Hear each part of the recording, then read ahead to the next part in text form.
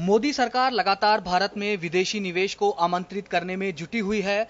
असम के global investment summit में शामिल होने गए देश के पीएम मोदी ने भी एक बार फिर से भारत को दुनिया का सबसे आकर्षक निवेश स्थल बताया। पीएम मोदी ने कहा कि 2016-17 में भारत में 60 अरब डॉलर का सर्वाधिक प्रत्यक्ष विदेशी निवेश हुआ। अभी तक 4,500 प्रतिनिधियों ने इसमें भाग लेने के लिए पंजीकरण करवाया है। इससे 16 देशों के प्रतिनिधि शामिल हैं। पीएम मोदी ने समिट में किसानों के बारे में कहा कि हमारी सरकार देश के किसानों की आय को दोगुना करने के लक्ष्य पर काम कर रही है। पीएम ने असम के बारे में कहा कि असम प्रगति के पथ पर तेजी से आगे बढ़ रहा है। एक्ट ईस्ट पॉलिसी लोगों को जोड़ रही है। इस समिट में आप सभी की उपस्थिति ये दिखा रही है कि असम किस तरह प्रगति के पथ पर आगे बढ़ रहा है। विशेषकर मुख्य अतिथि के तौर पर प्रधानमंत्री श्री ट्रोबगे की उपस्थिति भारत और भूटान की अटूट मित्रता की गवाही दे रही है। Friends, we created the Act East policy and the North East each at the heart of it. PM Modi ने कहा कि ease of doing business report में उत्तर पूर्वी राज्यों में असम का पहला स्थान है।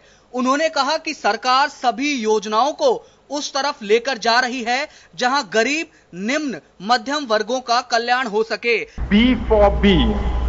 In just 3 characters, Modi ji has defined the framework of India-Bhutan friendship for the next 50 years. For Bhutan, B for B begins with Assam. After all, Assam is our immediate neighbor with whom we share a 266-kilometer border. So it goes without saying that Bhutan stands to benefit and benefit disproportionately from a prosperous Assam. 1 फरवरी को PM Modi सरकार का आखिरी budget पूर्ण budget घोषित किया गया है। देश के नौकरी पेशा और मिडिल क्लास के साथ ही व्यापारी वर्ग भी इस बजट से मायूस ही हुआ है।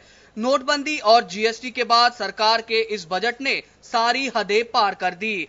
इस बजट में मोदी सरकार ने 70 लाख नौकरियों का वादा किया है। विपक्ष का कहना है कि अब इस वादे को पूरा करने के लिए मोदी सरकार को विदेशी निवेश की ओर मुंह ताकना पड़ रहा है और इसीलिए भारत को आकर्षक निवेश स्थल बताने में पीएम मोदी पीछे नहीं हट रहे। विजय वर्मा, जन टीवी न्यूज, जयपुर। नमस्कार, जन टीवी में स्वागत है आपका। मैं हूं योगेंद्र। आप देख रहे हैं खास खबर।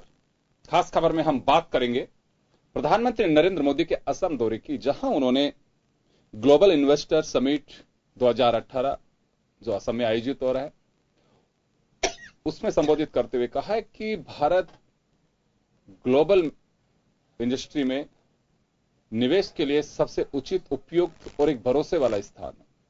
उन्होंने यह भी कहा कि 16-17 में 60 अरब डॉलर का निवेश भारत में होगा। चलिए, खैर, सरकार ने कुछ कदम भी उठाए। उसके बाद निवेशकों की पोजीशन क्या होगी, एफडीआई की जो लिमिट है उससे भी पूरी 100 कर दी गई है। उसके बावजूद क्या हमारे यहां संभावनाएं बनेंगी और क्या ऐसा पहले भी हो सकता था? क्योंकि उन्होंने भरोसा दिलाया है कि अब देश बदल रहा है, हताशा से हम आशा की ओर बढ़ रहे हैं, हम भरोसे की ओर बढ़ रहे हैं। ऐसा पहले क्या हुआ कि हम वो भरोसा नहीं जता पाए, हम पे कोई भरोसा नहीं कर पाया। ये वास्तव में वो भरोसा है, पॉलिटिकल एजेंडा है, जिसमें ये कह सकें कि बिल्कुल हर सरकार अपने एजेंडे को परोसने की कोशिश करती है। वो केवल हिंदुस्तान से ज्यादा अपने भरोसे की बात करती है। चले, हम तमाम पहलुओं को छूने की कोशिश करेंगे। हमारे साथ भाजपा की सीनियर लीडर शीलता बाई जी हैं, विजय अग्रवाल साहब टैक्स कंसल्टेंट और आर्थिक विश्लेषक हमारे साथ हैं, शिप्रा भूटानी जी हमारे साथ जुड़ रही हैं और मनोज मुदगल कांग्रेस के नेता हमारे साथ रहेंगे।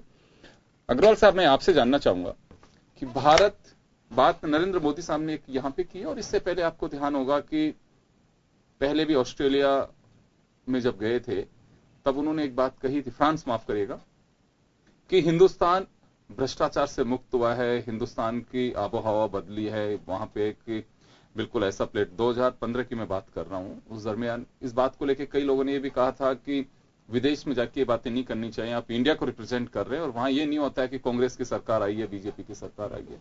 एक बार फिर उन्होंने भरोसे की बात कही कि हम हताशा निराशा से हम आशा और भरोसे की ओर आगे बढ़ रहे हैं। ये भरोसा क्या बीच में ऐसा लग रहा था आपको टूटता हुआ दिखाई दे रहा था? बिल्कुल। तो जब से बीजेपी की गवर्नमेंट आई है, जी, तब से बाहर के लोगों में एटलीस्ट जी, ये फीलिंग आई है कि देश में कुछ माहौल सुधरा है। जी, निवेश के पॉइंट ऑफ व्यू से अगर हम देखें तो लोगों का भरोसा बढ़ा है। जी, उसका रीजन है गवर्नमेंट ने काफी सारे ऐसे स्टेप्स लिए हैं जो एक नॉर्मल गवर्नमेंट नहीं लेती थी आज तक। क्योंकि हमारे यहाँ क्या रहा है, डेमोक्रेटिक कंट्री है, तो हर पार्टी को एक वोटों की चिंता रहती है। पहली बार इस गवर्नमेंट ने कुछ ऐसे स्टेप्स लिए हैं जहां इन्होंने वोटों की चिंता नहीं करी कि वोट आ रहे हैं, हमारी पब्लिक क्या कहती है, केवल जो देश हित में जो फैसले हैं वो उन्होंने लिए हैं। जी, इसमें जैसे सबसे पहले मैं आपको एग्जांपल दूं डिमोनेटाइजेशन का। डिमोनेटाइजेशन करने की हिम्मत कोई भी गवर्नमेंट नहीं उठा पाती, लेकिन उन्होंने वो चीज की जो है। सेकंड जीएसटी का था। जीएसटी का पूरा अपना बैकग्राउंड था कि जहां भी जिस देश ने जीएसटी लागू किया वो गवर्नमेंट कभी रिपीट नहीं हुई, बट स्टिल इन्होंने ये स्टेप लिया। तो इसका मतलब ये हुआ कि बाहर के लोगों को ये लग रहा है कि गवर्नमेंट एटलीस्ट वो डिसीजंस ले रही है जो देश हित में है या जो देश के हित में, मतलब केवल एक पॉलिटिकल पार्टी। मैं एक बात जानना चाहूंगा सर आपसे, नोटबंदी का जो हम जिक्र कर रहे हैं, नोटबंदी से विदेशी निवेश पे क्या फर्क पड़ सकता है? कि नोटबंदी की तो वजह 3 बताई थी, जिसमें निवेश का तो कोई जिक्र नहीं था।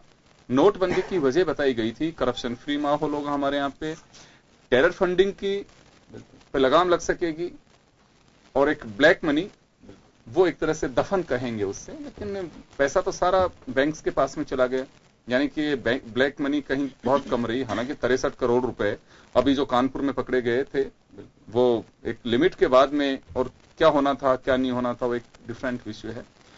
तो नोटबंदी का विदेशी निवेश पे क्या फर्क पड़ेगा? नोटबंदी का विदेशी निवेश से फर्क ये है कि नोटबंदी से एक लोगों को ये भरोसा हो रहा है कि गवर्नमेंट क्या स्टेप लेने जा रही है, गवर्नमेंट के स्टेप फेयर हैं या नहीं है जो है। तो नोटबंदी होने से उनको बाहर के लोगों को हमसे ये तो विश्वास हो रहा है कि गवर्नमेंट एक फेयर स्टेप लेने जा रही है, जो बिजनेस और देश में एक माहौल, जो आर्थिक जो माहौल बनना है वो अच्छा माहौल बने। तो एक भरोसे की बात हो रही है। भरोसा, इससे भरोसा कायम हो रहा है। इससे ये हमारा कोई लिंक नहीं निकाला कि सिर्फ विदेशी निवेशक हमारे यहाँ आ रहे हैं, इस नोटबंदी से उनका कोई डायरेक्ट लिंक है या नहीं है, लेकिन एक भरोसा कायम हो रहा है उससे हमारे यहाँ। और नोटबंदी से टेरर फंडिंग पर रोक लगी, तो बाहर के कई लोग पहले आते नहीं थे टेरर की वजह से, अभी उनको लग रहा है टेरर पर रोक लग रही है तो वो बाहर से यहाँ इंटरेस्ट क्रिएट हो रहा है उनका जो है। ब्लैक मनी कम हो गई तो वही उनको लिए बेनिफिट है कि ये जो जितना भी भ्रष्टाचार हो रहा था यहाँ पे वो सब पे लगाम लग रही है। तो गवर्नमेंट के जो स्टेप हैं उनको देखते हुए उनका भरोसा बढ़ रहा है जो है। और यही रीजन है कि विदेशी जो निवेशक है जो भारत की तरफ आज की डेट में हॉट कंट्री बन गया निवेश के पॉइंट ऑफ व्यू से। जी, तो मोदी साहब का मेक इन इंडिया का जो सपना है वो कुछ हद तक ये कह सकते हैं कि विदेशी निवेश के चलते पूरा होता दिखाई दे रहा है। बिल्कुल बिल्कुल। लेकिन यहाँ पे मैं थोड़ा सा आपको एक पॉइंट में यहाँ गवर्नमेंट से भी कहना चाहूंगा आपके चैनल के माध्यम से, गवर्नमेंट स्टेप तो अच्छे ले रही है लेकिन उनका एग्जीक्यूशन प्रॉपर वे में, नीचे जो ब्यूरोक्रेसी है वो प्रॉपरली कर पा रही है नहीं कर पा रही, ये एक सबसे बड़ा क्वेश्चन मार्क अभी भी है। यानी गवर्नमेंट की पॉलिसी ठीक है बट पॉलिसीज के आगे उनका क्रियान्वयन कितना प्रॉपरली तरीके से हो रहा है, उनका फीडबैक वो ले पा रहे नहीं पा रहे, यहाँ एक प्रॉब्लम आ रही है जो। और इस पॉइंट को मैं आपके चैनल के माध्यम से गवर्नमेंट तक पहुंचाना चाहूंगा कि जितनी भी पॉलिसी है वो पॉलिसी तभी हमारी इफेक्टिव होंगी जब गवर्नमेंट उनका फीडबैक भी प्रॉपर ले और उनका नीचे उनका क्रियान्वयन प्रॉपर्ली हो रहा है नहीं हो रहा इस पर भी ध्यान दे। जैसे नोटबंदी का एग्जांपल दूं, नोटबंदी पॉलिसी बहुत बढ़िया थी लेकिन आपने लास्ट में देखा क्या हुआ कि नोटबंदी जो है वो फेलियर हो गई because of the some bureaucracy. तो जो रिजल्ट आने चाहिए थे वो रिजल्ट नहीं आ पाए। तो ये हमारे को यहाँ पे गवर्नमेंट को देखना है कि वो रिजल्ट उसके प्रॉपर आ रहे नहीं आ रहे। पॉलिसी डिफाइन करना ठीक है, पॉलिसी लागू प्रॉपर्ली हो रही नहीं हो रही, इस पे फोकस करना बहुत जरूरी है गवर्नमेंट को। चलें, मनोज मुदगल जी हमारे साथ में हैं। मनोज जी, मोदी साहब ने एक बात कही है कि यहाँ भरोसे का माहौल बन रहा है, एक निराशा से हम बाहर निकल करके आ रहे हैं, तो माहौल बदला है। अभी हमारे साथ में विजय अग्रवाल जी बैठे हैं आर्थिक विश्लेषक के रूप में, इनका मानना है कि माहौल बना है, कुछ स्टेप्स हैं। देखिए बात सही है कि राजीव गांधी के बाद में अगर हम बात करें तो क्लियर मेजोरिटी की सरकार, वो बात एक अलग है कि एनडीए का धर्म निभा रहे हैं, दूसरे अलायंस को अपने को साथ में लेकर के मंत्रिमंडल में भी कुछ लोगों को शामिल किया हुआ है, लेकिन मेजोरिटी की जो बात है, क्योंकि रीजनल पार्टीज हैं, देखिए एजेंडा बदल जाता है, आपका मिनिमम कॉमन जो प्रोग्राम होता है आपको उससे भी चलना होता है। अभी एक भरोसे की बात की जा रही है और भरोसा यहां तक है कि निवेशकों के लिए एक भरोसा बना है हिंदुस्तान में, हम जिक्र उसका कर रहे हैं। तो मोदी साहब ने एक बात कही है कि एक लंबे समय बाद में हिंदुस्तान में एक भरोसा जागा है, एक ये कह सकते हैं कि निवेशकों का जो मोह जो इंडिया से होना चाहिए वो बनाए। तो आप लोगों का जो वक्त है वो एक तरह से ये माना जा सकता है कि वास्तव में जो माहौल मिलना चाहिए था, अगर वो माहौल मिलता तो आज मोदी और भी आगे बढ़ा सकते थे इसे। देखिए योगेंद्र जी, मैं आपकी बात सुन रहा था और विजय जी की भी बात बड़ी गंभीरता से सुन रहा था। मुझे कुछ बातें उनकी सही भी लगी, लेकिन कुछ बातें उन्होंने बहुत गलत भी बोली। वो जो विश्लेषक हो सकते हैं, लेकिन देश में एक्चुअल अर्थव्यवस्था किस स्थिति में आ गई, पूरा व्यापार उजड़ गया नोटबंदी के बाद में, हमारे पूरे उद्योग धंधे उजड़ गए, हमारी पूरी अर्थव्यवस्था ताबड़तोड़ खराब हो गई और हमारे कर्मचारी मजदूर सब बेरोजगार हो गए, मजदूरों की छटनी हो गई। एक फैक्ट्री मेरे मित्र की है वीकेआई में, मैं आपको बताऊं, उसके 1000 कर्मचारी उसके काम करते थे, उसकी फैक्ट्री दिन रात बढ़िया चल रही। लेकिन ये नोटबंदी के तुरंत बाद में जो आर्थिक मंदी आई, बाजार में माल का आवागमन कम हुआ, खरीद फरोख्त कम हुई, उससे उसको कम से कम भी 500 के करीब मजदूरों को और अधिकारियों को, कर्मचारियों को निकालना पड़ा। वो मुझे कह रहा था कि मैं मन से नहीं चाहता था कि ये काम करने में कोई काम चोर है या इनकी वजह से मुझे फैक्ट्री को नुकसान हो रहा, लेकिन मेरा माल की आउटपुट बंद हो गई, मेरी बिक्री बंद हो गई, इसलिए मुझे मजबूरन उनकी छटनी करनी पड़ी। भाई साहब ने अभी विजय जी ने बातें बताई, मैं विजय जी को बताऊं कि विश्लेषक हैं, लेकिन ये आर्थिक विश्लेषक बिजनेस पॉइंट ऑफ व्यू से हैं, लेकिन देश में इसका क्या बुरा असर पड़ा। क्या नोटबंदी से मोदी जी ने जाके विदेश यात्रा, जैसी उन्होंने नोटबंदी की उसी दिन वो विदेश में चले गए, वहां जाके ताली पीट रहे थे, हमारे सारे जाली नोट वाले नोट बाहर फेंक जाएंगे, असली नोट बाहर फेंक जाएंगे, काले धन वाले बाहर आ जाएंगे। आप ये बताएं, भाजपा की प्रवक्ता भी यहां बैठी हैं, कि एक भी काले धन वाले का कोई नाम उजागर हुआ क्या? पूरे देश की लिस्ट में एक बता दें कि इस व्यक्ति से काला धन इतना प्राप्त हुआ, पहली बात। दूसरी बात, आप ये बताएं कितना जाली नोट प्राप्त हुआ। आरबीआई तो फेल हो गई। 31 दिसंबर को जब आरटीआई लगाई गई तो आरबीआई ने कोई भी उसका तथ्य नहीं दिया। उसके 9 महीने बाद में 2017 में जाकर उन्होंने कहा साहब 99% तो हमारी रकम ही आ गई। उसके बाद में भी अब 65 करोड़ रुपए और 60 करोड़ रुपए अभी तक पकड़े जा रहे हैं। हमको तो यह समझ में नहीं आया कि पैसा कितना जमा हो गया और कितना नहीं बच गया। आज तक लोग नोट लिए घूम रहे हैं पुरानी करेंसी को। तो यह करेंसी का मामला पूरी तरह फेलियर रहा। सरकार ने बिल्कुल गलत समय में, जब पूरे विश्व में आर्थिक मंदी थी, उसमें ऐसी स्थिति में ऐसी कोई जरूरत नहीं थी कि आनन फानन में नोटबंदी की जाती। और नोटबंदी का अगर कोई फायदा हुआ तो अमित शाह जी और उनके बेटों को हुआ, जो हवाला के काम कारोबारी थे, उन्होंने पूरे गुजरात में हवाला एक बात कहना चाहूंगा, लेकिन एक मैं दूसरी बात योगेंद्र जी और जोड़ूंगा कि आज प्रवक्ता भी बीजेपी की बैठी हैं। राजीव गांधी जी, हमारे स्वर्गीय राजीव गांधी जी का हम स्मरण करते हैं, जिन्होंने पूरी इंडस्ट्रीज वर्क को लाए, बड़े बड़े अस्पताल, ये वेदांता आया, आपने डॉक्टर वेदांता आए, गुड़गांव में लगा, बड़ी बड़ी यूनिट्स आई, होंडा, ये बड़ी बड़ी कंपनियां उसमें आई। एक भी कंपनी मुझे आज बताए, 4 साल का पीरियड हो गया इनका, एक कंपनी का नाम बता दें, कोई ऑटोमोबाइल सेक्टर में, कोई आईटी सेक्टर में या कोई बिजनेस सेक्टर में, जो हिंदुस्तान में आई हो पिछले 4 सालों में इनके भाषणबाजी से, और इनकी वजह से लोगों को रोजगार मिला हो। लोग बेरोजगार हो रहे हैं, जीडीपी गिर रही है। मेरा एक छोटा सा सवाल है, जो अभी विजय अग्रवाल जी ने जो बात कही थी, उनका यह कहना था कि देखिए निवेशक जो होता है वो ये देखता है कि सरकार में स्टेप्स लेने का क्विक एक्शन मनसा कैसी है, कि आप स्टेप उठा पाते हैं कि नहीं उठा पाते हैं। बाहर के लोगों को बहुत ज्यादा पता नहीं है कि वो एक भरोसे की बात जो कर रहे हैं, ये बात सही है कि हिंदुस्तान को ही भुगतना था, हिंदुस्तान को बेनिफिट लेना था नोटबंदी का। क्योंकि नहीं, एक मिनट में पूरी लाइन करूं, एक सेकंड। तो इनका जो कहने का मतलब ये था कि एक भरोसे की बात है कि ये फास्ट क्विक एक्शन, सरकार के निवेशक ये देखता है कि एक्शन की प्लानिंग क्या है और कितनी जल्दी एक्शन हो सकता है। कई बार होता है कि अब कमेटियां बैठ रही है, अब इतना समय लगा दिया, उस भरोसे की बात ही कर रहे हैं। ये नहीं कह रहे कि नोटों का असर, भरोसे का स्टेप कैसे जवाब दूंगा, क्योंकि विजय जी कुछ कह रहे हैं। मैं 1 मिनट विजय जी का बात करेंगे, फिर विजय जी को मौका दूंगा, क्योंकि मैं खुद बिजनेसमैन हूं, पॉलिटिकल पार्टी का प्रवक्ता जरूर हूं, लेकिन बिजनेसमैन हूं, उद्योगपति हूं। इसलिए विजय जी को बताना चाहता हूं कि विजय जी, जब तक लघु उद्योग देश के उद्योग पनपेंगे नहीं। आप बाहर के उद्योगों को लाके पनपाना चाहते हो, इससे देश के उद्योगों को नुकसान हो रहा है। आप पहले यहां की यूनिट्स को बेनिफिट्स दें, उनको बिजली, पानी, उनको टैक्स में रिलैक्सेशन इस तरह की दें। आपने जीएसटी में हमने स्लैब बनाया था 5, 12 और 18, आपने स्लैब बना दिया 28 एकदम से। आपने एक टैक्स का भार लाद दिया। आपने पेट्रोल डीजल के भाव आसमान को छू रहे हैं। मतलब सरकार को कोई ये है कि 80 रुपए पेट्रोल और 70 रुपए डीजल बिक रहा है, इससे इंडस्ट्रियल ग्रोथ कितना घट रहा है, ट्रांसपोर्टेशन कितनी महंगी हो रही है, आम आदमी कितना त्रस्त हो रहा है, मजदूर, किसान, कर्मचारी कितना त्रस्त हो रहा है। वो जब पेट्रोल भरवाता था तो 2 लीटर पेट्रोल डलता था कांग्रेस शासनकाल में, आज वो सिर्फ 1 लीटर 1.25 लीटर पेट्रोल डाल के अपना जी जला रहा है। मैं आपको विजय जी से पूछना चाहता हूं कि क्या आतंकवाद रुक गया जाली नोट से? क्या ये सब भाषणबाजी, बयानबाजी, सूरबाजी है?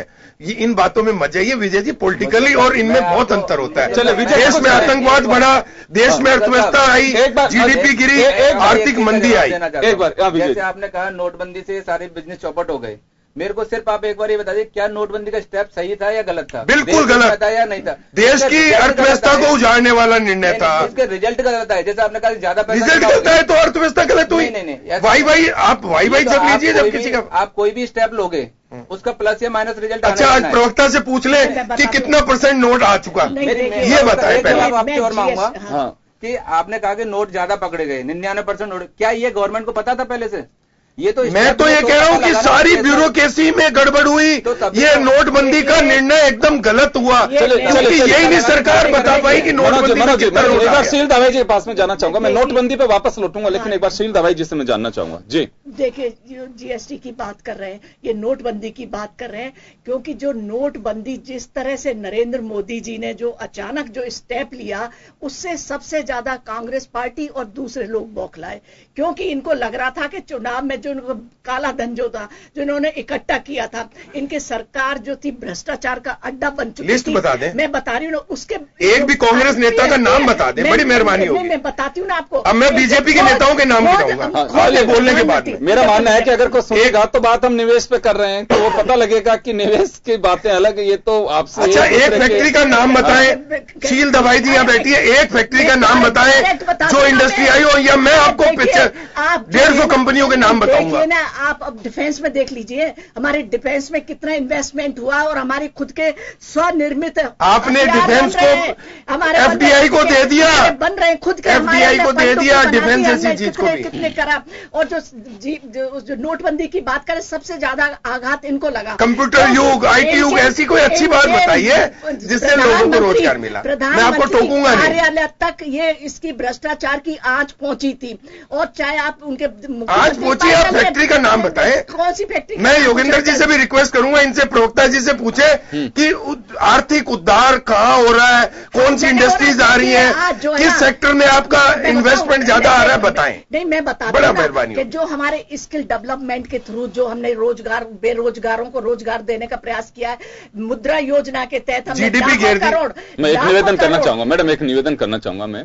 देखिए, विजय अग्रवाल साहब ने एक बात कही थी, उन्होंने ये कहा था कि प्लानिंग अच्छी लेके आ रहे हैं, स्टेप्स एक फास्ट है इनके, लेकिन ये सरकार को देखना चाहिए कि इनकी इंप्लीमेंटेशन पोजीशन क्या है, किस रेसों में हो रहे हैं, ये देखना चाहिए। आप जिस मुद्रा योजना का जिक्र कर रहे हैं, मुद्रा योजना में आप पे हो सकता है कि मुझे गलत जानकारी हो, लेकिन मैं बड़े दावे के साथ में कह रहा हूं। मैं किसी बैंक के चीफ मैनेजर से मिला अभी 2 दिन पहले, किसी को लेकर के गया था। उनका यह दावा है कि साहब मेरे आसपास के जो बैंक है, आप उसमें जाकर के पता करा लो कि एक मुद्रा लोन पास हुआ हो तो। मैं आपको बता रहा हूं कि मैं आपके यहाँ कितने लोग एप्लीकेंट आए, हमारे यहाँ 700 आए हैं। क्यों नहीं मिला? कि पोजीशन ही यही है, इतना उलझा करके रखा हुआ है, देना ही नहीं है किसी को।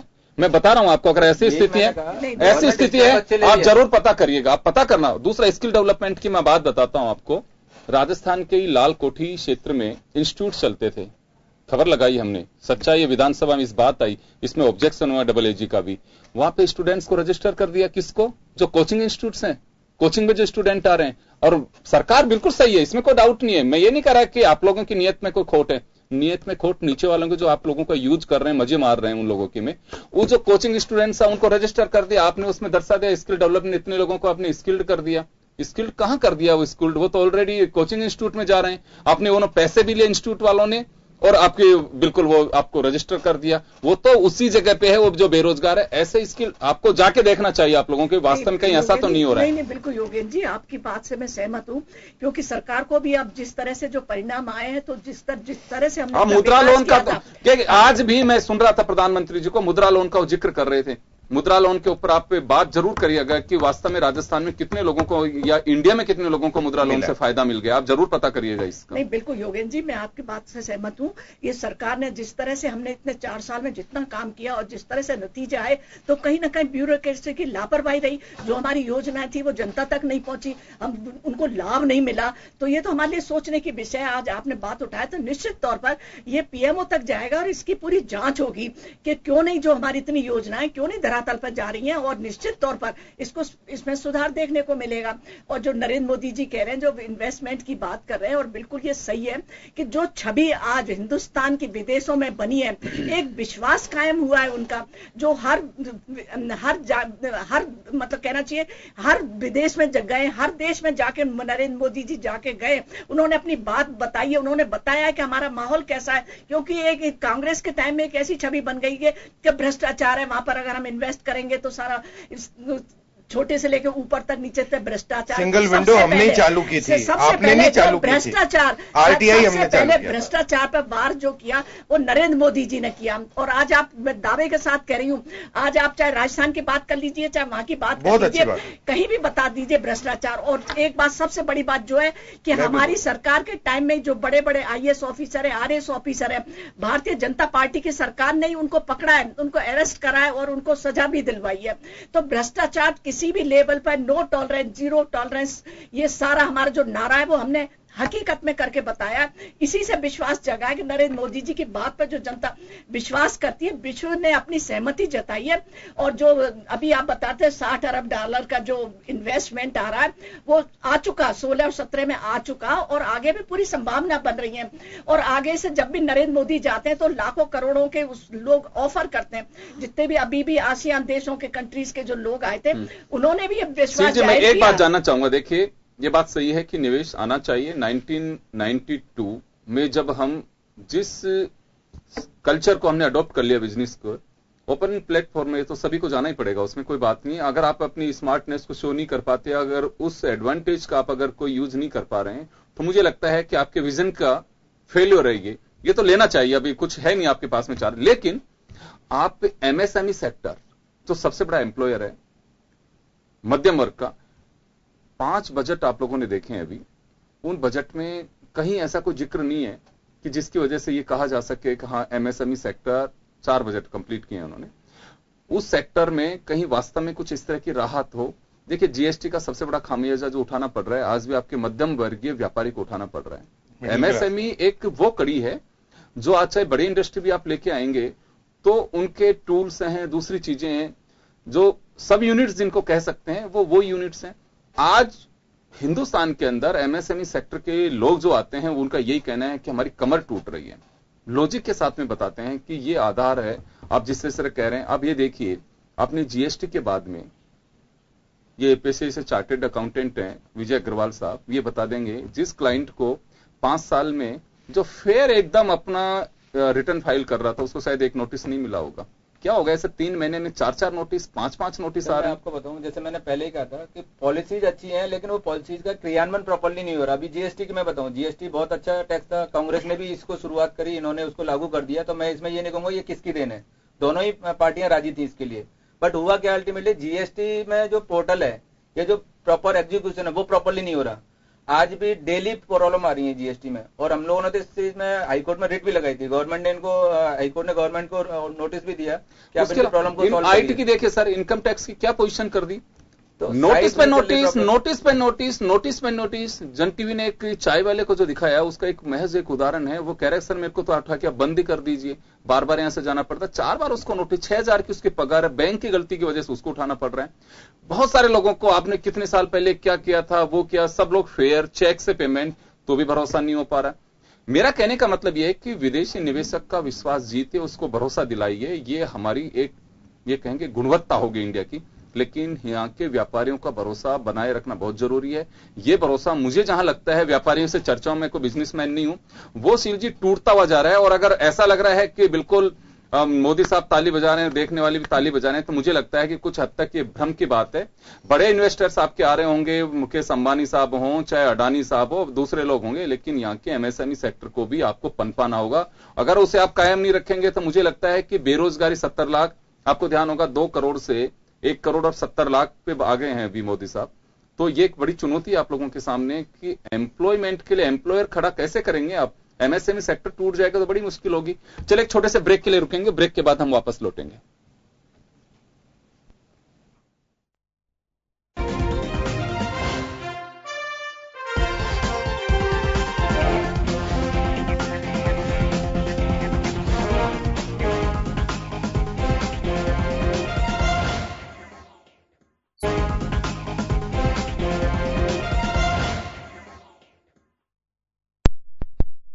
के बाद एक बार फिर आपका स्वागत है।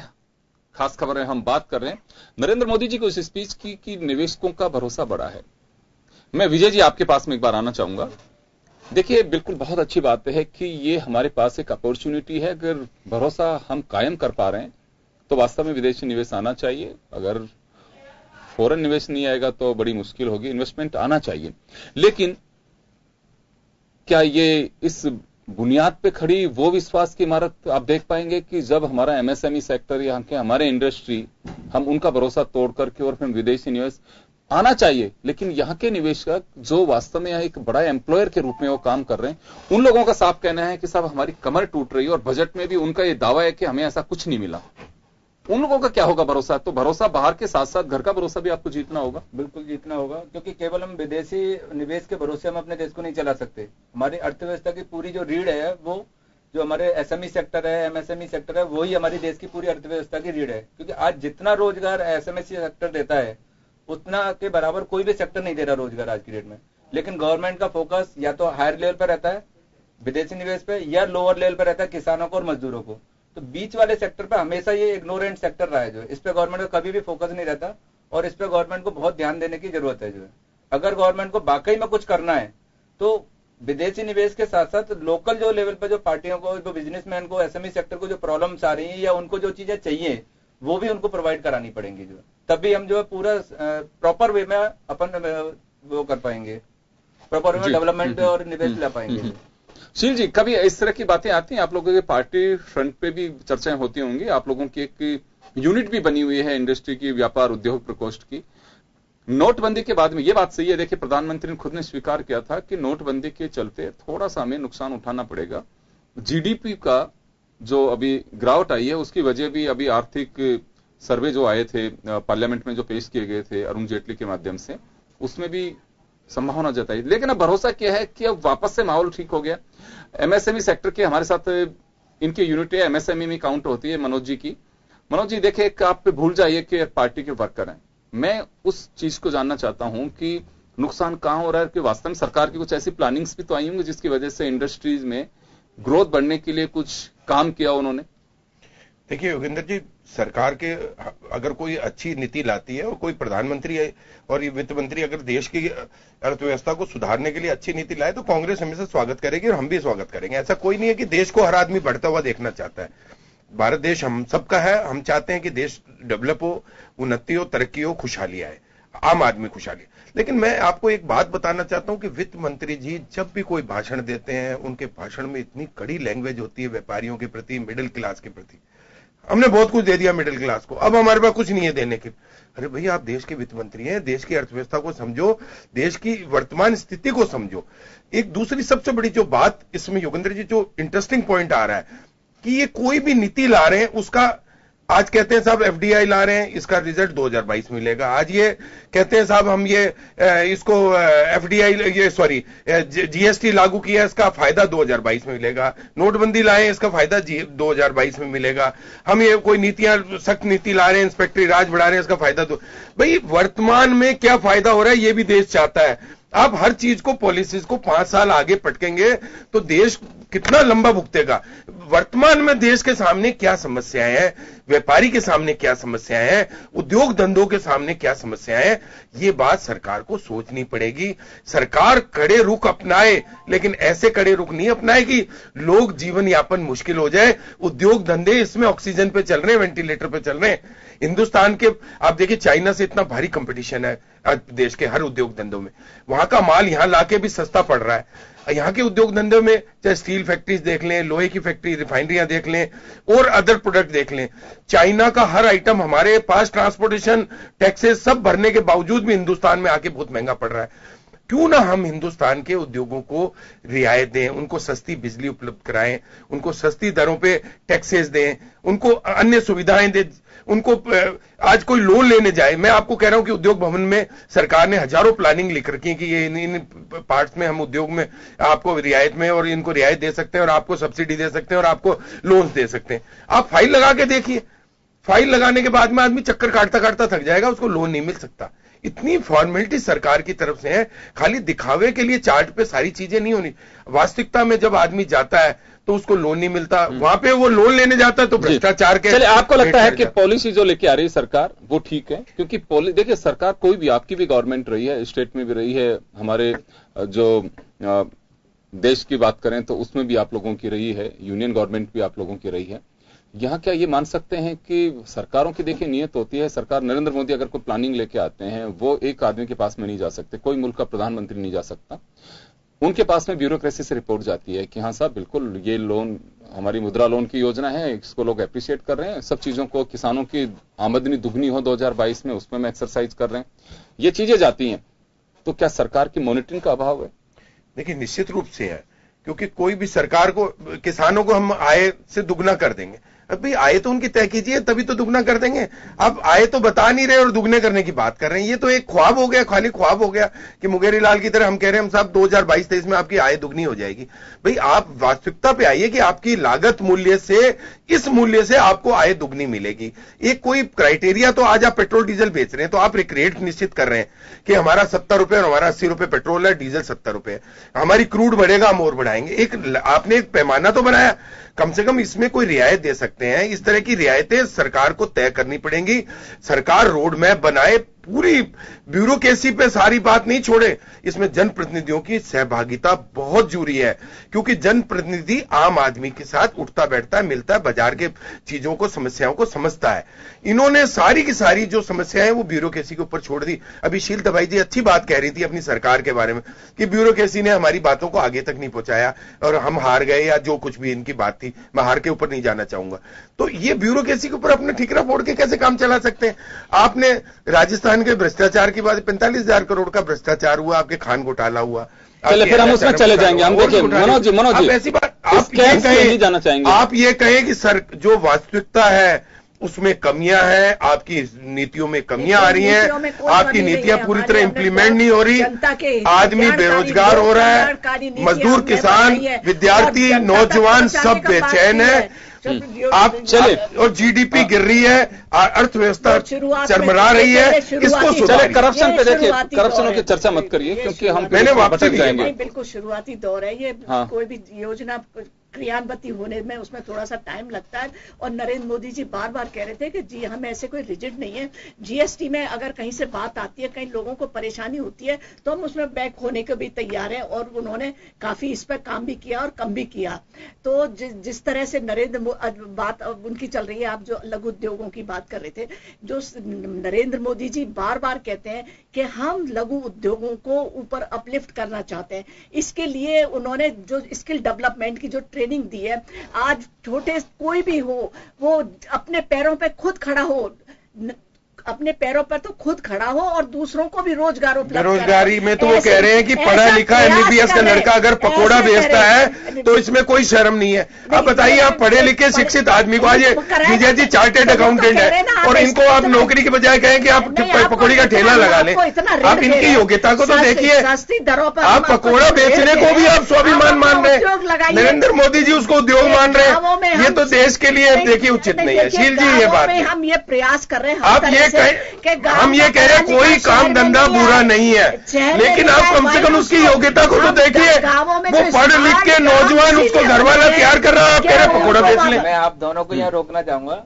पकौड़े के नाम से मैं आपको एक चीज बताता हूँ, पकौड़ा बेचना एक कहना था, इसका मतलब ये नहीं था आज बर्गर बेच रहा है जो आदमी, मैकडोनाल्ड बर्गर बेच रहा है, तो क्या वो छोटा बिजनेस हो गया? सर मैं बिजनेसमैन की बात नहीं कर, योग्यता की बात कर रहा हूँ। पकौड़े के बगैर चेन चलाई, चेन भी लाते थे, ये मत कोई पकौड़ा बेच। सर मैं योग्यता की बात कर रहा हूँ, पढ़ा लिखा नौजवान आज वो MBBS करके डॉक्टरी चाहता है, वो आपके पकौड़ा नहीं बेचना चाहता। आज जो सिविल इंजीनियरिंग कर लिया वो पकौड़े नहीं बेचेगा।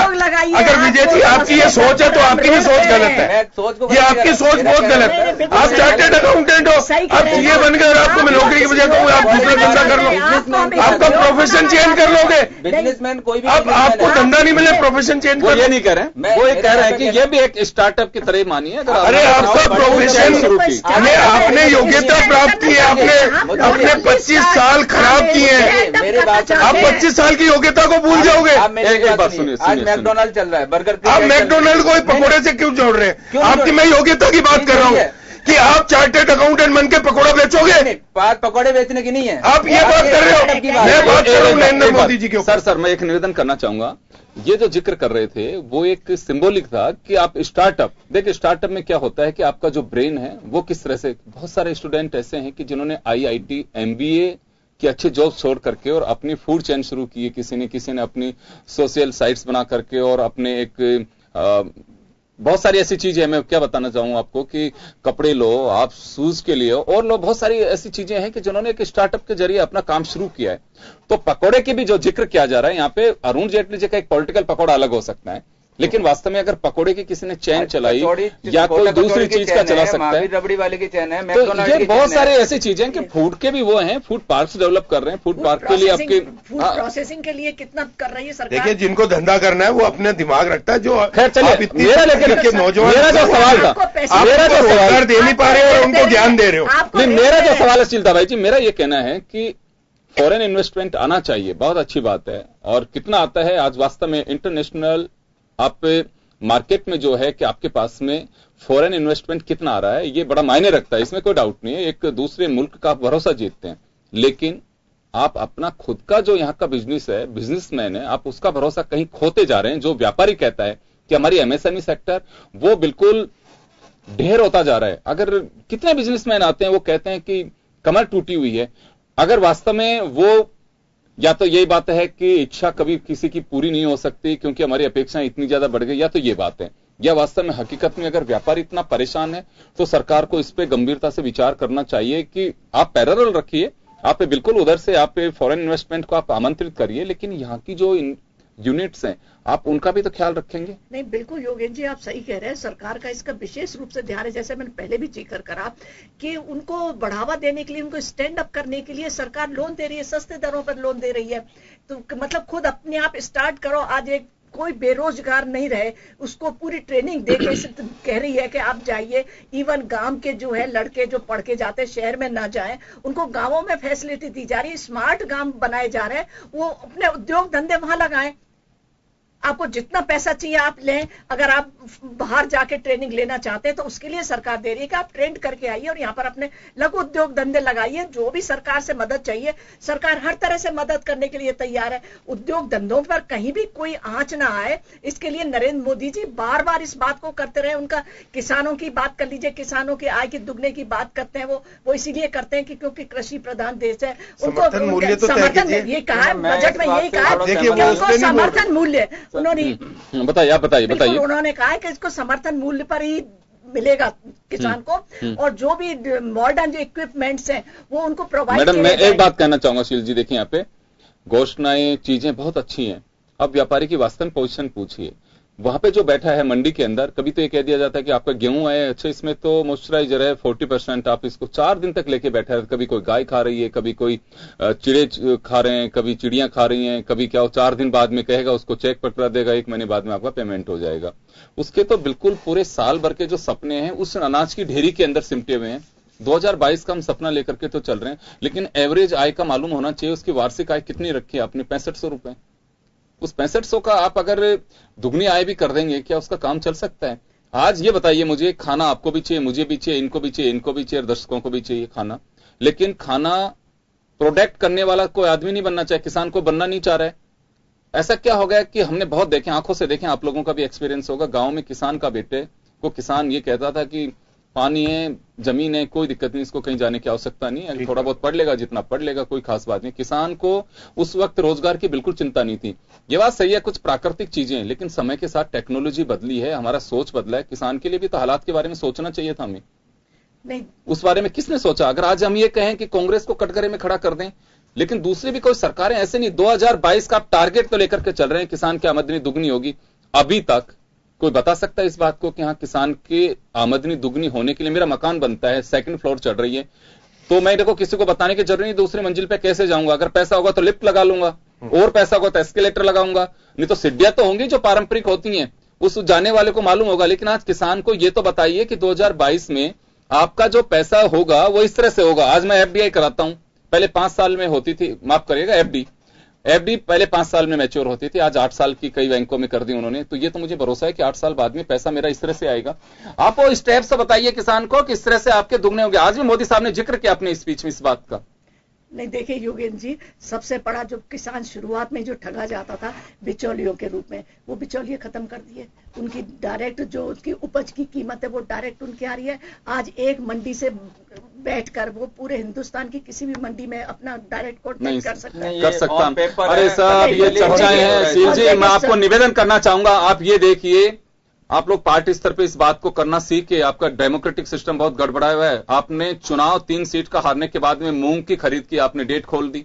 इतने दिन से क्या था, बेचारे धरने दे रहे हैं, बीकानेर में प्रदर्शन कर रहे हैं, सीकर में कर रहे हैं, उनका मूंग नहीं खरीदा जा रहा था। और जैसे ही चुनाव हारे, अजय सिंह क्लिक के यहां पे मीटिंग हुई और कल शाम को इसको आपने ओपन कर दिया, कितनी तारीख से इतनी तारीख तक मूंग की खरीद।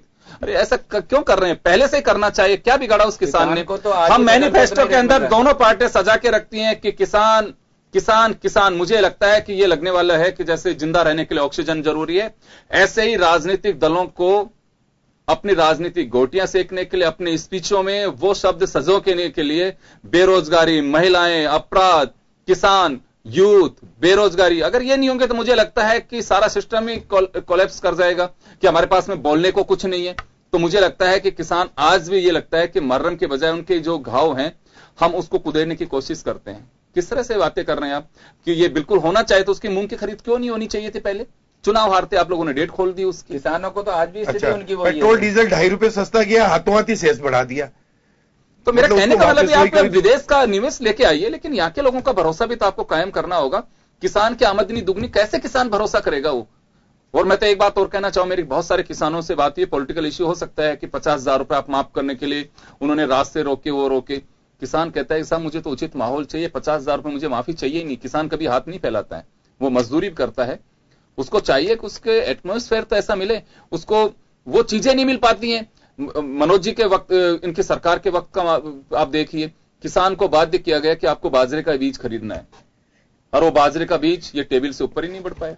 लोग ले लेकर के आए विधानसभा में, बाजरे का बीज है हमारा, क्या मिला उसको? नहीं रहती है, क्या मिला उसको? कुछ नहीं मिला। नहीं आ पाती। आज अगर आपके फसल खराब हो जाता है, आपने इंश्योरेंस वालों को ऐसा कर रखा है, मुझे इतना बता दीजिए कि इंश्योरेंस से पैसा कितना मिल रहा है और इंश्योरेंस वाले क्या माल बटोर कर जा रहे हैं? 8 करोड़ रुपए आप इंश्योरेंस का कितना पैसा प्रीमियम में दे रहे हैं, और आप उनसे मिल क्या रहा है? आप कोऑपरेटिव से अगर लोन ले रहे हैं, आप उसके मेंबर बन गए, तो आपका प्रीमियम कटेगा वहीं पे, और आपको फसल ऋण के लिए आपको बाध्य होना ही पड़ेगा, उसको जरूरत नहीं तो भी लेना पड़ेगा। उसको इतना भारी पड़ रहा है, फसल खराब हो रहा है, उसको कुछ नहीं मिलता है। आप सरप्राइज करेंगे, आप गुलाब चंद जी कटारिया साहब से पूछना किस वक्त की कमेटियों की रिपोर्ट कहां धूल चाट रही है, अभी तक उस किसान को अभी तक 1 रुपया नहीं मिला। ईश्वर करे आपकी बार ऐसी कोई ओलावृष्टि या कोई चीज ना हो। 2016 नवंबर तक की चीजों का किसी को भुगतान हो रहा है, किसी को नहीं हो रहा है, किसी की वापस जांच हो रही है, अब केंद्र से दल आ रहा है। मुझे लगता है कि ये वो भरोसा टूटने वाली बात है। 17 के पेमेंट अभी तक नहीं हो रहे हैं, तो कम से कम एक सिस्टम तो बनना चाहिए कि हाँ इतना पैसा आपको मिलेगा और ये लीजिए। मोदी साहब को चाहिए था, उस वक्त आए थे। भरोसे की बात बता रहा हूं मैं, कोई पॉलिटिकल उसमें नहीं जाना चाह रहा। राजस्थान और गुजरात फ्लड तो दोनों जगह साथ में थे, जालोर वगैरह जो डूबे हुए थे, बिल्कुल, पाली, सिरोही। हवाई दौरा उन्होंने गुजरात का किया, चलिए कोई बात नहीं, दौरा करके चले गए, 500 करोड़ रुपए वहीं से अहमदाबाद से अनाउंस करके चले गए। क्या बिगाड़ा था? राजस्थान में चुनाव लेट होना इस वजह से, वहां चुनाव जल्दी था 17 के अंदर, वो अनाउंसमेंट करके चले गए। जिन राज्यों में चुनाव था वहां अनाउंसमेंट। तो मुझे लगता है कि देखिए ये भरोसा हम कैसे विदेश वालों का भरोसा जीत रहे हैं, कौन सी कुंडली के जरिए जीतते जा रहे हैं, वो समझ से बाहर है। लेकिन हमारा भरोसा यहाँ के हिंदुस्तान के जो एमएसएमई सेक्टर के लोग हैं, यहाँ का व्यापारी है, यहाँ का युवा है, मुझे लगता है कि उसका भरोसा भी जीतना बहुत जरूरी है। अगर यहां बेरोजगारी बढ़ेगी, यहाँ के लोगों के धंधे ठप होंगे, अब बाहर से लेकर के आ जाएंगे। देखिए समय के साथ में सारी चीजों की समझ में आती है। विजय जी साथ में बैठे हुए हैं, अभी ये बताएंगे आपको। विजय जी, उस वक्त कई लोगों ने कहा कि देखिए एफडीआई के रास्ते तो आपको खोलने पड़ेंगे। उस वक्त बीजेपी ने 3 बार भारत बंद करवाया, इस देश को बर्बाद कर देंगे अगर एफडीआई आ गया तो। अब क्या हो रहा है? 100% कर दिया। कांग्रेस ने तो लिमिट नहीं सोची थी। जब हम किसी सीट पर पहुंचते हैं तब हमें उस पॉलिसी की इंपॉर्टेंस पता लगती है। जब तक हम अपोजिशन में होते हैं हमें पॉलिसी की इंपॉर्टेंस पता नहीं होती, हम समझना नहीं चाहते। लेकिन जब हम अपनी सीट पर पहुंचे, जैसे आज बीजेपी है, पीएम पोस्ट पर पहुंच गए, तो उनको लगता है वाकई में अब ये नीतियां जरूरी है, पॉलिसी जो है। आज कांग्रेस जीएसटी का, पहले कांग्रेस जीएसटी किसने शुरू करी? कांग्रेस ने, तब बीजेपी विरोध कर रही थी। आज बीजेपी ने शुरू कर दिया, अब कांग्रेस उसमें सवाल उठा। कांग्रेस का ऑब्जेक्शन स्लैब को लेकर हमने स्लैब को लेकर के कांग्रेस का ऑब्जेक्शन। लेकिन मैं दूसरी बात कहना चाहूंगा आपसे। देखिए ये भरोसे की चीज सिर्फ इसी वजह से है कि हमने एफडीआई के रास्ते खोल दिए, जितने कांग्रेस ने भी नहीं सोचे थे। ये मुझे लगता है कि रिजल्ट्स क्या आएंगे ये तो ईश्वर जाने। दूसरा, भूमि अधिग्रहण बिल को उस तरह से कर दिया कि जैसे फॉरेनर्स चाहते हैं, तो मुझे लगता है कि ये भरोसे वाली बात नहीं। आप दूसरी जगह तोड़ रहे हैं और एक जगह भरोसा कायम कर रहे हैं। आप अपने के साथ में तो रखिए कि हाँ, अपने जहां लोग बैठे हुए हैं उनका भरोसा भी मत तोड़िए, दूसरे का बनाए रखिए। बड़ी बात है कि अगर वो आकर के हमारे यहाँ पे आपके जो सपने हैं डिजिटल इंडिया या मेक इन इंडिया, उन सपनों को साकार कर सकें, वो सपने साकार होंगे, हमारे यहाँ लोगों को रोजगार के अवसर मिलेंगे, वो तो एक अच्छी बात है। गवर्नमेंट की पॉलिसीज काफी सारी हैं, अच्छी भी हैं, लेकिन गवर्नमेंट उनको मतलब प्रॉपर वे में उनको प्रैक्टिकल लाइफ में नहीं उतार पा रही। जैसे आज मैं आपको एक एग्जांपल दूं, इजी ऑफ डूइंग का business. Easy of doing business government का मेन फोकस है कि इजी ऑफ डूइंग होना चाहिए बिजनेस। लेकिन आज की डेट में भी आप कोई भी बिजनेस उठा लीजिए, वो जो 25 साल पहले था वही प्रोसेस आज भी है। आज जैसे आज आपको कोई होटल खोलना है, सबसे पहले क्या करना पड़ेगा? आपको कंपनी एक्ट में रजिस्ट्रेशन कराना पड़ेगा, देन पैन नंबर लेना पड़ेगा, फूड लाइसेंस लेना पड़ेगा, फायर विभाग से एनओसी लेनी पड़ेगी, इलेक्ट्रिकल डिपार्टमेंट से जाना पड़ेगा, आपको जो पॉल्यूशन डिपार्टमेंट से एनओसी लेनी पड़ेगी, जीएसटी में रजिस्ट्रेशन कराना पड़ेगा, शॉप एक्ट में रजिस्ट्रेशन कराना पड़ेगा, बीआरएन में रजिस्ट्रेशन, कहाँ का रजिस्ट्रेशन कराएं? तो क्या इजी ऑफ डूइंग बिजनेस है जो? उसके अलावा ये सारी चीजें पिछले 25 सालों से हो रही है। उसके अलावा एक रजिस्ट्रेशन तक ही सीमित हो तो काम चल जाए। बिल्कुल, उसके आगे के प्रोसेस को आप लोग जानते हो। मेरे को बिजनेस शुरू करना है तो मेरा सिंगल विंडो होना चाहिए, मैंने वहां पे फाइल लगाई, मेरा सब कुछ ओके हो गया जो है। बट ऐसा नहीं है। पिछले 25 या 50 सालों से ये बात चल रही है कि इजी ऑफ डूइंग पे हम काम करेंगे। हर गवर्नमेंट अपने अपने प्लान लेके आती है, लेकिन एक्चुअल गवर्नमेंट पे कुछ भी नहीं हो पाता जो। शिव जी देखिए, यहाँ पे एक बात मैं कहना चाहूंगा आपको, नरेंद्र मोदी साहब का एक भरोसे की जो वजह सबसे बड़ी रही, वो उस वक्त ये भी रही कि गुजरात के एज ए चीफ मिनिस्टर उन्होंने, चाहे नैनो के कारखाने की बात हो कि कितनी क्लियरेंस होना चाहिए, लोगों ने विरोध किया, लेकिन मेरा मानना है कि आपको किसी को इंडस्ट्रीज को लेकर के आ रहे हो तो उसको आप प्लेटफॉर्म तो देना होगा। जब यहां पे एनआरए सम्मेलन जयपुर के बिरला ऑडिटोरियम में हो रहा था, मोदी साहब के स्पीच को सुनने के लिए क्या खचाखच भरा हुआ था। मुझे ध्यान है कि यूएस से एक बच्ची किशनगढ़ के पास की आई हुई थी, वो अपना कोई स्टार्टअप का काम करती है यूएस में। उसने कहा कि मोदी की क्लोनिंग नहीं हो सकती क्या? मतलब यूथ में एक वो एक ये कह सकता हूं कि एक विश्वास जो कायम किया हुआ था उन्होंने। ये लग रहा था कि इन्वेस्टर्स ये कहते थे कि फाइल हमारे पीछे चलती है, हम उसके पीछे नहीं चलते, हम गुजरात जाते हैं, वहां जो सिस्टम है वो पूरे देश में होना चाहिए। एक गुजरात विकास का जो मॉडल सामने आया था और बहुत सारे लोग कहते थे, इसमें कोई संदेह नहीं। आज क्या हुआ? आज स्थितियां क्या है? अब तो उनके हाथ में राज्य के आपकी जो भाजपा शासित सरकार है उनकी मॉनिटरिंग चाबी उनके पास में, और वो मजबूत लीडरशिप के गुणून में है कि मुझे नहीं लगता है कि कोई मुख्यमंत्री नरेंद्र मोदी को ओवरटेक कर सके। लेकिन वो मॉडल आपके स्टेट्स में भी नहीं अपना रहे। ये सुन रहे हैं आप इनको। सिंगल विंडो क्लियरेंस के नाम पे मनोज मुदगल बता सकते हैं कि क्या आप है तो single window clearance.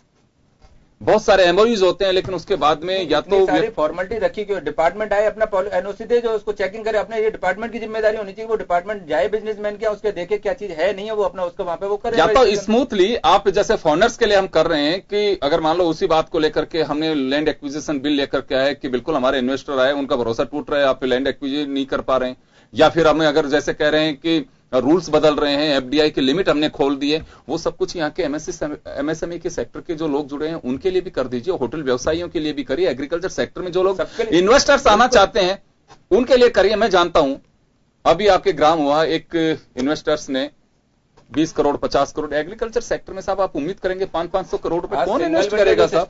20 crore 50 crore रुपए कंपनियों के लिए, छोटे छोटे कोई इन्वेस्टर्स आना चाह रहे हैं। आज उनकी पोजीशन ये है कि ऐसे नहीं हो सकता, आपको ये करना पड़ेगा, ऐसे नहीं हो सकता, आपको ये करना पड़ेगा। अरे भाई, आप जब एमओयू कर रहे हो, आप उसको कुछ एडवांटेज देंगे तभी तो पैसे निकाल करके लेके आ रहा है। 100 50 20 कितने लोगों को कुछ रोजगार तो देखो, कुछ तो मिलेगा उससे, आपके लिए एक अच्छा एक व्यवसायी कोई खड़ा हो रहा है। लेकिन नहीं, लोग अब ये देखते हैं कि अगर ये नहीं हुआ तो फिर तो मुश्किल नहीं हो सकता। तो ये कुछ चीजें शील जी मुझे लगता है कि सरकार के स्तर पे ये नेग्लिजेंसीज नहीं होनी चाहिए। आप भरोसा जीतिए, बहुत अच्छी बात है मोदी साहब, बाहर के लोगों का, बाहर के व्यापारियों का भरोसा जीतना बहुत जरूरी है। लेकिन अगर इस मुल्क के व्यापारी का भरोसा अगर टूट चला तो मुझे लगता है कि एक बड़ी अजीबोगरीब स्थिति का सामना आपको हमको सबको करना पड़ेगा। और आप किसान की जो बात की आपने अपने स्पीच में, किसान का ख्याल वास्तव में रखना होगा, लेकिन किसान के लिए मॉनिटरिंग कर रहे हैं और किसान से जुड़ी अगर कोई बात भी आती है तो उसको जरा गौर फरमाएं कि ऐसा क्यों हो रहा है। आप देना चाहते हैं लेकिन उसे मिल नहीं रहा। तो मुझे लगता है कि शायद राजीव गांधी ने 1986 में जो चीज स्वीकार की थी उसमें आज भी कोई बहुत ज्यादा अंतर नहीं है कि मैं 1 रुपए भेजता हूं 15 पैसे आ रहा है। उन्होंने स्वीकार तो की थी, जिसका मखौल उड़ा था, उसका रियल ग्राउंड पे क्रियान्वयन नहीं हो पाता। बिल्कुल। तो सरकारों की नीयत है, क्योंकि पॉलिटिकल पार्टी से ताल्लुक रखती हैं, उन्हें 5 साल बाद किसी न किसी ऐसे मंच पे, ऐसे प्लेटफॉर्म पे ऐसी परीक्षा की घड़ी को पास करना है जो ब्यूरोक्रेट्स एक बार बनने के बाद में करते हैं, उसके बाद कभी नहीं करते हैं। आप लोगों को विचार करना होगा इसका। नरेंद्र मोदी पार्लियामेंट में ये बात तो स्वीकार कर चुके हैं कि हम लोग आपस में लड़ते हैं, बहस करते हैं, लेकिन स्थायी रूप से जो ब्यूरोक्रेट्स बैठे हुए हैं वो मजे करते हैं। अगर आपको ये महसूस है तो आपके खिलाफ कौन सुधारेगा फिर इस हालात को? आपको जरूर देखना चाहिए और वो अगर कहीं पे कोई कमियां खामियां उसे दूर करनी चाहिए। योगेंद्र जी, पॉलिसीज को इंप्लीमेंट करने में थोपना नहीं चाहिए, उनको आप एजुकेट करें, उसके लिए मेंटली प्रिपेयर करें। आप उसके लिए, आप जिसके लिए आप दे रहे हैं उसके फ्रेंडली करें, आप पब्लिक फ्रेंडली करें, बिजनेसमैन फ्रेंडली करें, स्टूडेंट्स फ्रेंडली करिए, ताकि उसको अच्छे से आप उसको लॉ एंड ऑर्डर को बताएं, उसको समझाएं, वो निश्चित रूप से मानेगा। आज अब दुबई में जाते हैं, आप जेब्रा क्रॉसिंग कर रहा है तो व्यक्ति वहां पे खड़ा है, बकायदा आप बटन दबाएगा, ग्रीन बटन दबाएगा, ग्रीन लाइट होगी, दोनों तरफ ट्रैफिक अपने आप ऑटोमेटिकली रुकेगा, आप लोग जेब्रा क्रॉसिंग करें। उनके नियम कानून बने हुए, नियम कानून बने, उसको लोग मानने लगे। आज सरकार अच्छी योजना है, हम ये नहीं कह रहे, बिल्कुल बहुत अच्छे माहौल में सरकार योजना अच्छी है, जैसे जीएसटी में थोपा गया, लेकिन अगर इंप्लीमेंट किया जाता अच्छे तरीके से तो अच्छा मिलता। लेकिन उसकी मॉनिटरिंग का ख्याल करिए कि धरातल पे किसके पास जाए।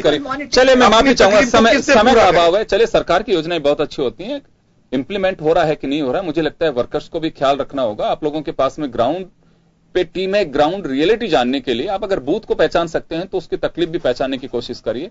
अगर ये होगा तो मुझे लगता है कि रास्ते खुलेंगे, आप भरोसा कायम, विदेश का और डोमेस्टिक जो हमारे लोग हैं उनका भी आप जीत पाओगे। बहुत बहुत शुक्रिया आप सभी का, और खास खबर बस इतना ही। दीजिए इजाजत, नमस्कार।